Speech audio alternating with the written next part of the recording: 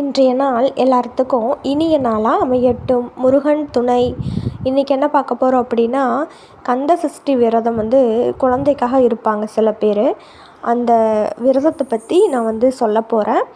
எங்கள் அனுபவத்தில் நாங்கள் சொல்ல போகிறோம். எங்கள் அம்மாவுக்கு 14 வருடம் கழித்து தான் நான் பிறந்தேன்.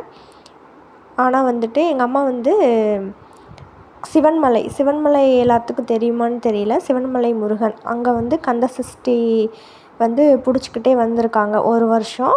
அதுக்கப்புறம் பிறந்தேன்.